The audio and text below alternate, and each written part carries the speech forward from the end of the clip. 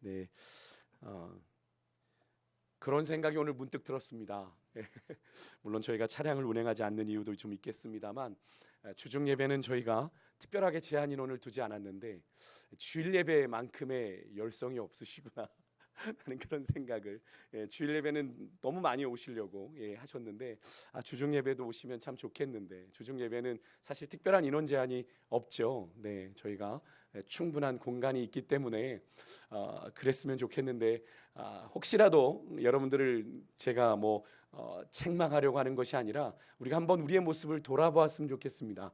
어느덧 여러 가지 우리의 제한된 환경과 상황들이 우리를 모이지 못하는 환경으로 만들었는데 어느덧 그런 환경이 처음에는 어색했는데 이제는 그것이 우리에게 익숙함과 편안함이 되어서 혹시라도 우리가 그 익숙함과 편안함 가운데 우리가 영적인 안일함에 빠지지는 않았는지, 그냥 틀면 예배 드릴 수 있는데 굳이 가야 하나, 오고 가는 시간 많이 걸리는데 그런 생각으로 혹시라도 여러분의 마음이 주님 앞에서 혹시라도 흐트러져 계시다면 오늘 이 밤 다시 한번 주님 앞에서 우리의 예배의 마음을 좀 점검해 보는 시간이 되길 원하고요. 할 수만 있다면 우리는 모여 예배하는 것이 맞지 않습니까? 그죠?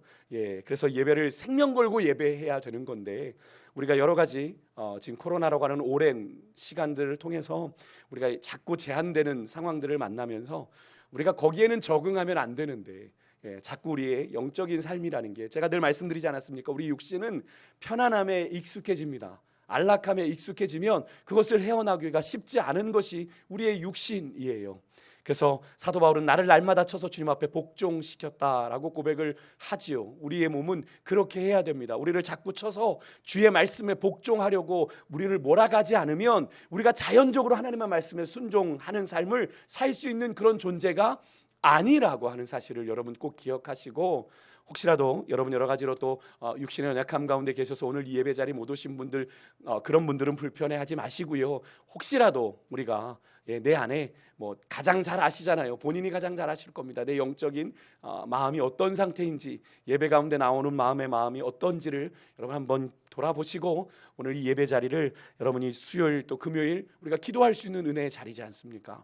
여러분 정말로 부르짖고 기도할 수 있는 이 아름다운 기회를, 영적인 기회를 여러분이 놓치지 마시고 꼭 믿음 안에 다시 한번 회복할 수 있는 은혜가 여러분 가운데 있으시길 주 이름으로 축복합니다.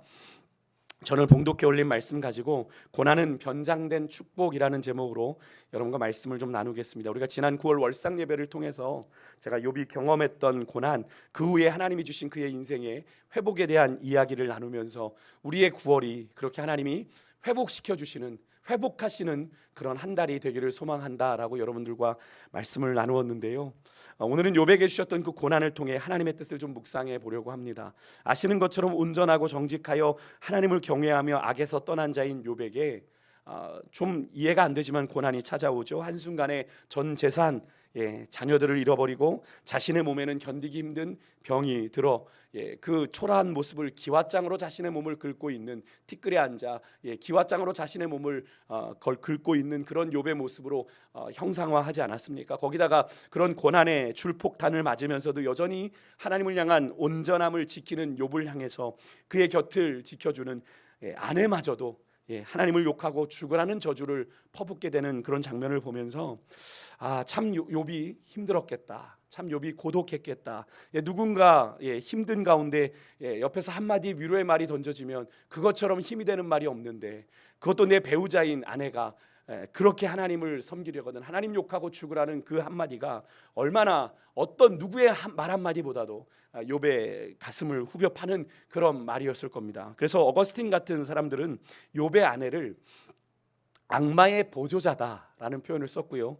존 칼빈은 사단의 도구다. 사단이 지금 하나님의 허락을 받고 욥에게 고난을 갖다 준 거지 않습니까? 그러다 보니까 그런 욥의 상황을 가지고 저주를 퍼붓는 욥의 아내를 놓고 존 칼빈은 사단의 도구다, 또 어거스틴 같은 사람은 악마의 보조자다, 또 교부였던 크리소스톰은 왜 마귀가 욥에게 그의 아내를 남겨두었는지를 질문하면서 욥에게는 그의 아내가 그 어떤 수단보다 더 악랄하게 재앙을 주는 채찍이었을 것 같다라고 얘기를 합니다. 어떤 것보다 아픈 것이 어쩌면 마지막 아내가 욥에게 내던졌던 하나님 욕하고 죽어, 이 머저리야 이렇게 얘기하는 그 한마디가 어쩌면 욥에게는 가장 결정적인 아픔이지 않았을까 하는 그런 생각을 하게 되는데, 욥은 아내마저도 전혀 위로가 되지 못하는 철저한 고립과 고독 속에 까닭물을 고난을 고스란히 홀로 감내해야 했던 것인데요, 욥은 그렇게 자신에게 찾아온 고난의 이유를 알지도 못한 가운데 가장 욥을 고통스럽게 했던 것은 바로 그의 고난 중에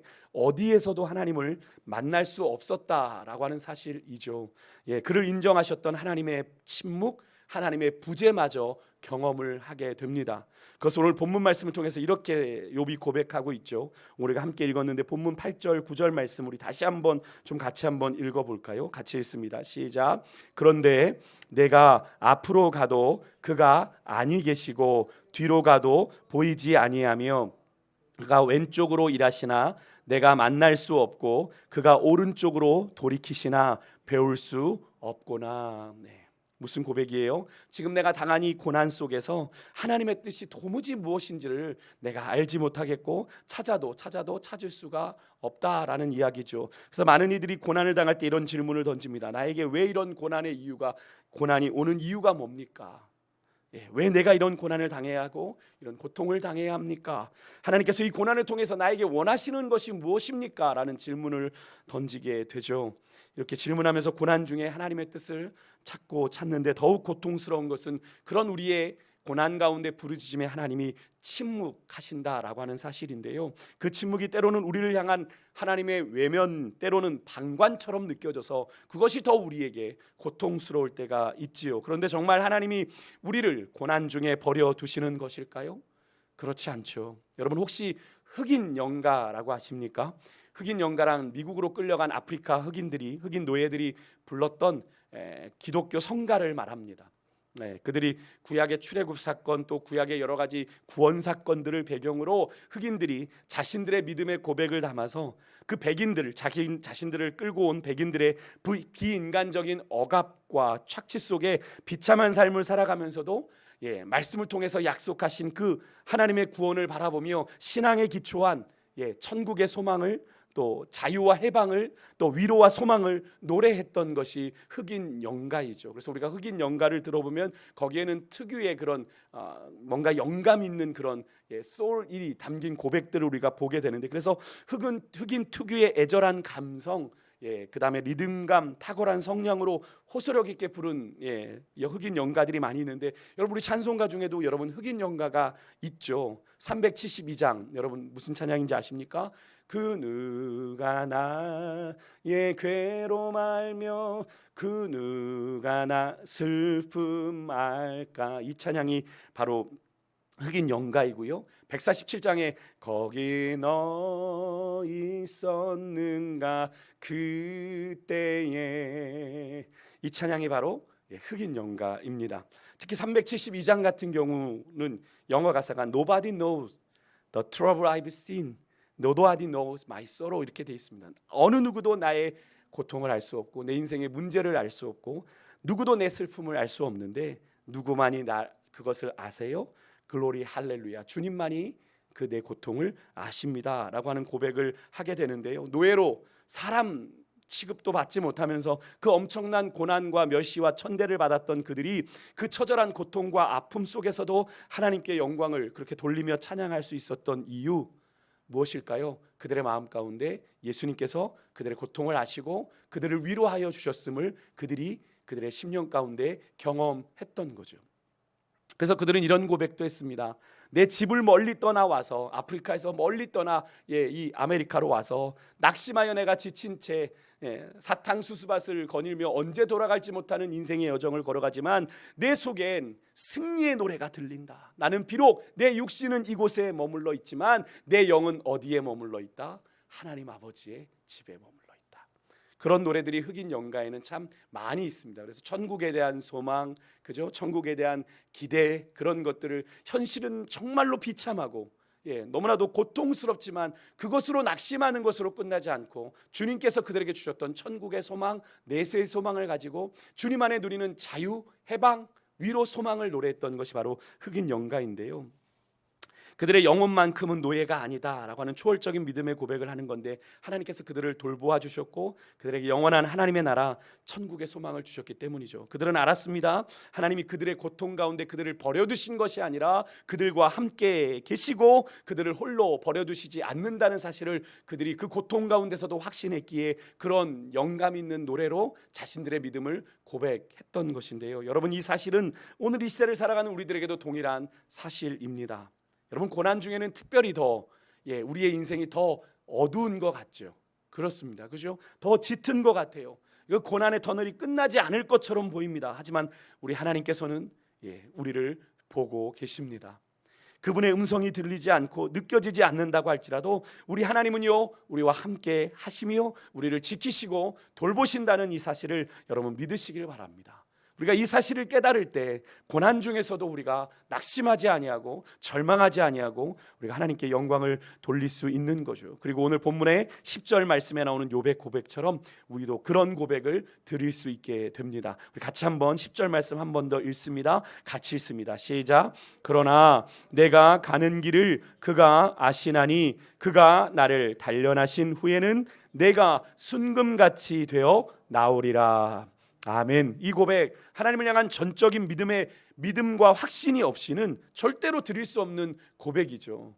게다가 우리가 이 말씀만 따로 떼어 암송하거나 하다 보니까 이 고백에 담긴 욥의 하나님을 향한 이 믿음이 얼마나 대단한지를 우리가 사실은 잘 느껴지지가 않는데요. 아까 읽었던 그 앞에 구절 8절과 9절의 말씀과 함께 붙여서 읽어보면 이 믿음의 욥의 고백이 얼마나 놀라운 고백인지를 깨닫게 됩니다. 여러분, 앞으로 가도 아니 계시고 뒤로 가도 아니 계시고 그가 일하시나 내가 만날 수 없고 그가 움직이시나 내가 배울 수 없는 그런 참담한 내 현실 속에서 하나님의 부재, 하나님의 침묵이라고 하는 걸 너무나도 처절하게 현실 가운데 느끼고 있음에도 불구하고, 그래서 충분히 그 상황 속에서 낙심하고 좌절할 수 있음에도 불구하고 욥은 그렇게 하나님 앞에 하지 아니하고, 그럼에도 불구하고 나를 나보다 더 잘 아시는 내 인생의 참 주인 되신 하나님을 향한 전적인 신뢰와 믿음을 고백하고 있는 것이 바로 이 10절의 말씀이다라고 하는 거죠. 정말 위대한 고백이죠. 아무것도 주님이 어디 계시는지 주님을 볼 수 없는데 그 주님을 향한, 주님이 내 인생을 다 아시니까 나를 이 어둠의 짙은 터널을 통해, 이 고난의 터널을 통해 나를 단련하신 후에, 공동번역을 보니까 나를 탈탈 털어내신 후에 나를 순금 같게 하실 것을 내가 믿습니다 라는 고백하는데요. 정말 바라기는, 소망하기는 이 욥의 고백이 우리 모두에게 주님 앞에 가는 그날까지 우리 입술에서 떠나지 않는 믿음의 고백이요 믿음의 확신이 되실 수 있기를 주의 이름으로 축복합니다. 그렇다면 우리가 고난 중에 어떻게 하면 우리를 보고 계시는 하나님을 볼 수 있을까요? 여러분, 순종하면 볼 수 있습니다. 우리가 잠시 아브라함의 이야기를 통해서 그 사실을 확인해 보기를 원하는데, 창세기 22장에 보면 어떤 사건이 나옵니까? 우리가 잘 아는 아브라함이 이삭을 모리아 산에서 하나님 앞에 번제로 드리는 사건이 나오죠. 하나님께서 그에게 100세 얻은 이삭을 모리아 산에서 번제로 드리라라는 명령을 내리십니다. 여러분 잘 아시는 대로 번제는 제물을 다 불태워서 드리는 제사죠. 생때 같은 자식을 불살라 드리는 제사도 결코 쉬운 일이 아닐 터인데, 그것도 100세에 얻은 유일한 독자 하나밖에 없는 아들을 그렇게 드리라니요. 믿음의 사람인 아브라함이라고 할지라도 성경에 표현되지는 않았겠습니다만 결코 순종하기가 녹록치 않았던 하나님의 명령이지 않았을까 하는 생각을 해보게 되는데요. 그럼에도 불구하고 아브라함은 독자 이삭을 데리고 모리아 산으로 가지요. 우리가 성경을 봐서 아시겠지만 3일 길을 걸어가는데 거의 말을 하지 않습니다. 저는 그 3일의 시간이 아브라함에게는 그의 인생 가운데 가장 처절하고 고통스러운 시간이지 않았을까. 얼마나 많이 속으로 하나님 왜입니까? 하나님 왜 이 아이를 내가 하나님 앞에 드려야 됩니까? 어쩌면 끊임없는 질문을 던지며 그 3일 길을 걸어갔을 겁니다. 아마 방점은요, 이삭이 묻는 거죠. 아버지, 나무도 있고 다 있는데 재물은 어디 있습니까? 라는 그 질문을 받았을 때 아버지 아브라함의 마음은 찢어지는 고통 속에 아마 있었을 거예요.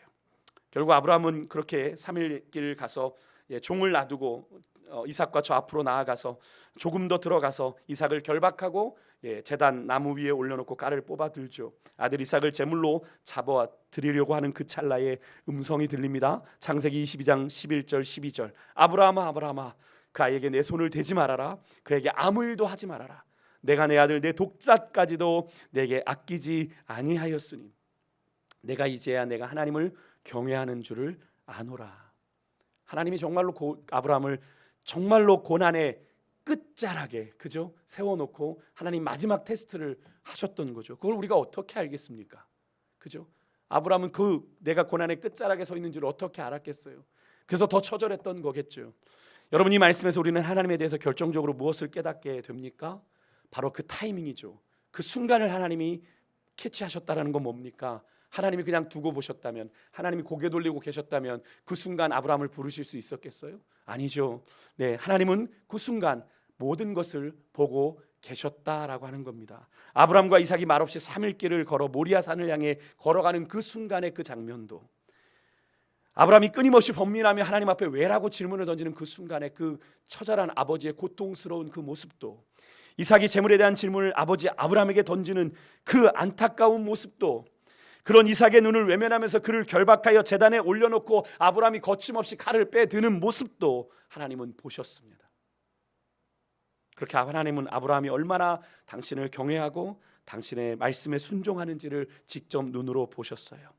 그 사이에 하나님은 이삭을 대신할 순양을 준비하셨고, 실제로 아이에게 손을 대지 말라라고 하는 음성을 들은 아브라함은 그 순간 숯불에 뿔이 걸려 있는 어린 순양을 발견하게 되지요. 그리고 그 순양을 아들 이삭을 대신하여 번제로 드렸고, 성경은 그 장면을 통해서 뭐를 고백합니까? 여호와 이레의 하나님을 고백하죠. 근데 이 말씀을 잘 보면요, 창세기 22장 14절인데요, 아브라함이 그 땅 이름을 여호와 이레라 하였으므로 오늘날까지 사람들이 이르기를 여호와의 산에서 준비되리라 하더라, 이렇게 고백을 합니다. 그래서 우리는 여호와 이레 하나님을 준비하시는 하나님이라고 이야기도 하는데요. 근데 여기서 여호와 이레의 뜻으로 기록된 여호와의 산에서 준비되리라는 이 구절을 우리가 좀 원문으로 다시 살펴보면, 여기서 준비되리라라고 하는 이 의미의 히브리어 동사의 원형이 라아인데요, 이 단어의 뜻이 준비된다는 뜻이 아니라 보다라는 의미예요. 그러니까 이 문장을 좀 더 정확한 의미로 번역을 해본다면, 여호와의 산에서 준비되리라가 아니라 여호와의 산에서 뭐예요?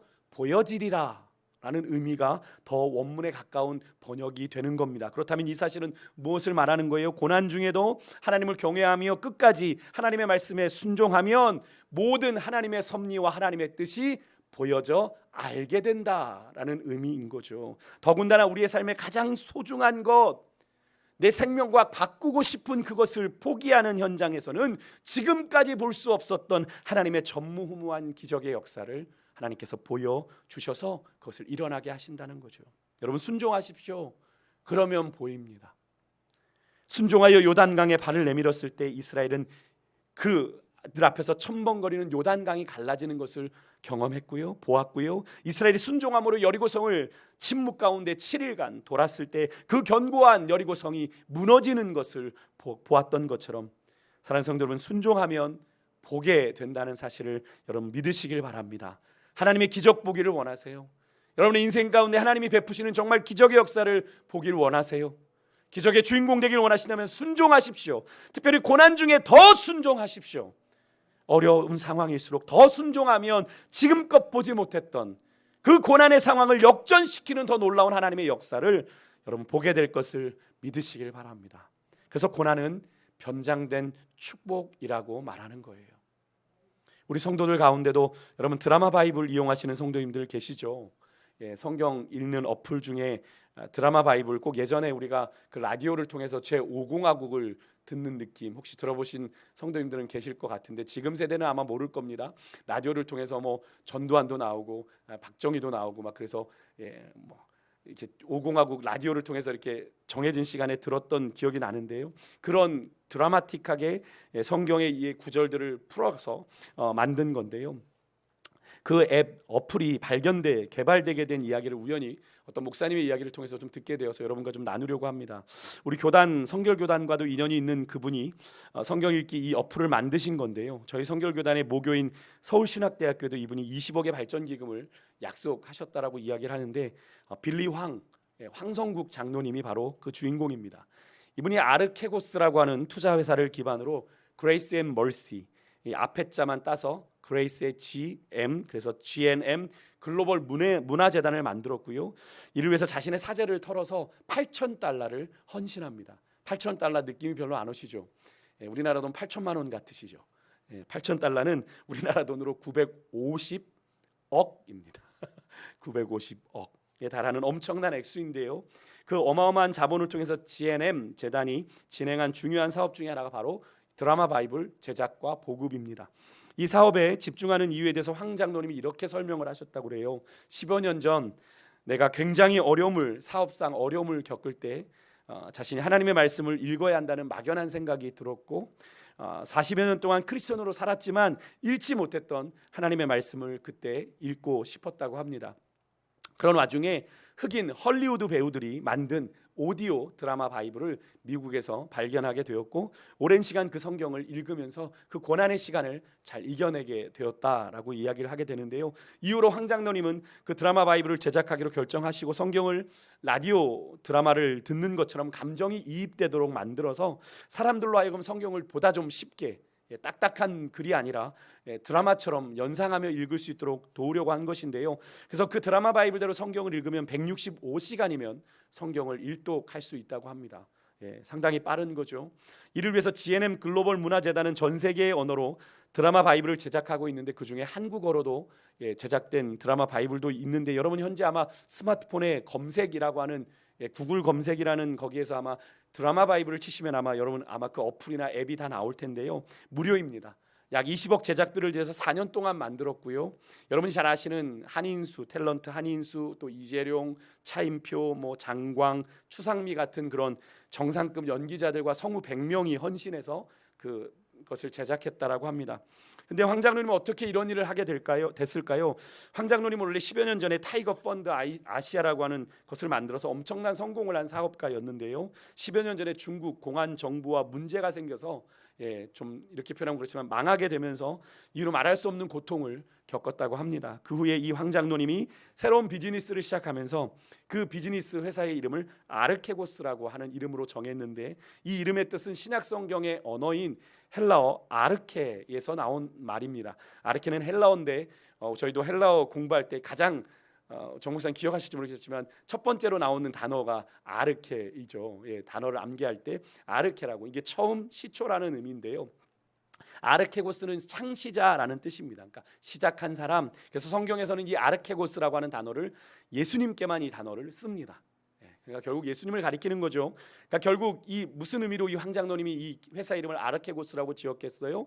예수님이 이 회사의 창시자이시고 이 회사의 모든 이익은 예수님을 위하여 드려지는 것입니다 라는 의미로 회사를 시작했고 그렇게 드라마 바이블을 만든 것인데, 그래서 이 드라마 바이블은 어떻게 해요? 고난으로 인해 생겨난 고난의 선물이 된 셈이죠. 그렇다면 이 아르케고스는 어떻게 시작이 됐을까요? 2000년대 들어 미국에는 새로운 현상이 일어났죠. 미국에는 기부하는 문화가 상당히 있거든요. 제가 머물렀던 볼티모어라고 하는 도시에서도 저희가 전기세를 내질 않았었어요. 왜 안 냈냐면 그 볼티모어 오리올스라고 하는 야구팀에 유명한 선수가 하나 있는데 칼 립켄 주니어라고 하는 유명한 메이저리그 야구 선수가 있는데요. 그 사람이 돈을 많이 벌지 않았습니까? 그러니까 그 사람이 그 볼티모어 지역의 모든 전기세를 이 사람이 다 내는 겁니다. 그래서 볼티모어에 사는 사람들에게는 전기세를 받지 않는 겁니다. 이 사람이 다 기부를 했기 때문에. 그러니까 그런 기부 문화가 미국에는 상당히 보편화되어 있는데 기독교에 대한 신뢰가 2000년대 들어서 떨어지기 시작하면서 기업들의 기부 문화가 바뀌게 됩니다. 이 기업들이 기독교 단체, 그동안에는 기독교 단체 또 고아원, 양로원 이런 것들을 통해서 기부했다면 2000년대 들어서는 동성애자 인권을 보호하고 또 낙태를 지지하는 단체에 기부를 하기 시작하면서 기독교 단체들이 운영하는 고아원과 양로원에 같은 자선단체들이 위기를 겪게 되고요. 그럴 때 황 장로님이 결심을 합니다. 미국의 기업들이 기독교 단체들을 후원하지 않으면 내가 돕겠다라는 마음으로 기업을 시작했고 그것이 바로 아르케고스입니다. 여러분, 이렇게 고난은요 주인공을 바꾸는 일을 합니다. 삶의 주인공을 나에서 누구로 바꿔요? 예수님으로 바꾸는 것이 바로 고난이라고 하는 거예요. 우리는 성경에서 이런 대표적인 인물을 또 만나게 되죠. 바로 베드로입니다.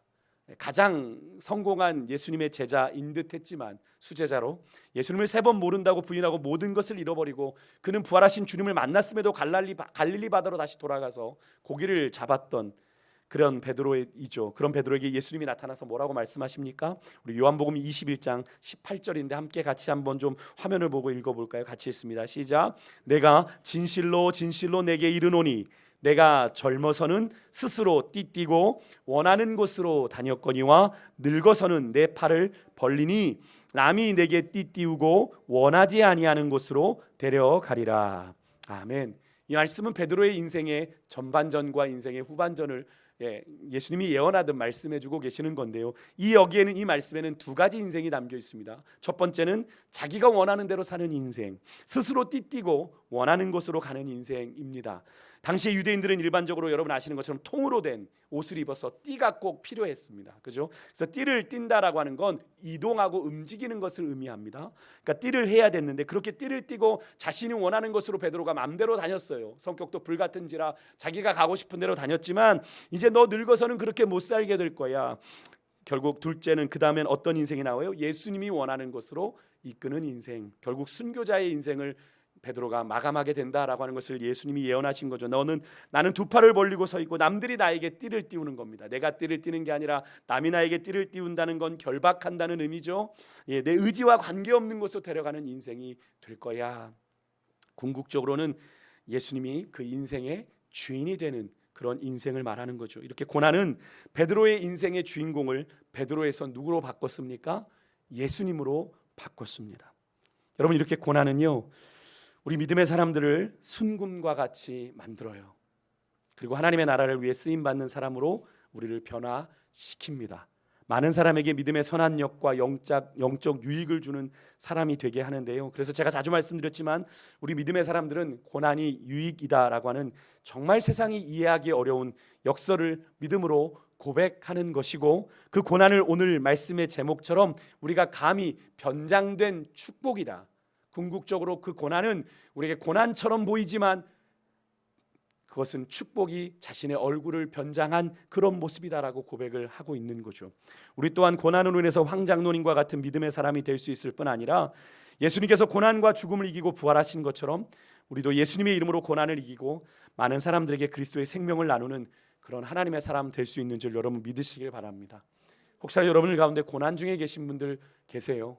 내색하지 못하고 공동체에 나누지는 못하지만 여러분의 가정 가운데 말 못할 고난의 시간을 겪고 있는 분들 분명히 계실 텐데, 여러분 그 고난의 뒤편에 있는 우리가 늘 노래하지만 주님이 주실 축복 보는 믿음의 눈이 열려지시기를 소망하고요. 마른 막대기 같은 우리로 하나님은 순금 같게 하실 겁니다. 그것을 기대하시길 바라고, 지금의 이 고난이 여러분을 하나님의 섭리 안에서 단련한 후에 여러분 한 사람 한 사람을 여러분의 상상을 뛰어넘는 하나님 나라의 최고의 걸작품 되게 하시는 시간이다라는 것을 여러분 믿으시고 그렇게 믿음으로 나아가길 소망하는데, 오늘 새벽에 우리가 고린도전서 9장을 읽었습니다. 사도 바울이 이런 고백을 하더라고요. 9장 23절에 그의 삶의 목표를 이렇게 고백해요. 내가 복음을 위하여 모든 것을 행함은 내가 복음에 참여하고자 합니다. 하나님의 거룩한 복음의 사역에 내가 참여하고자 내 인생을 하나님 앞에 드렸다라는 거죠. 사도 바울은 그 복음에 참여하는 삶을 이렇게 고백해요. 운동장에서 다름질하는 달리기에 비유하면서 이런 고백을 합니다. 9장 25절에서 27절에 이런 고백을 해요. 이기기를 다투는 자마다 모든 일에 절제하나니 우리는 썩지 아니할 것을 얻고자 하노라.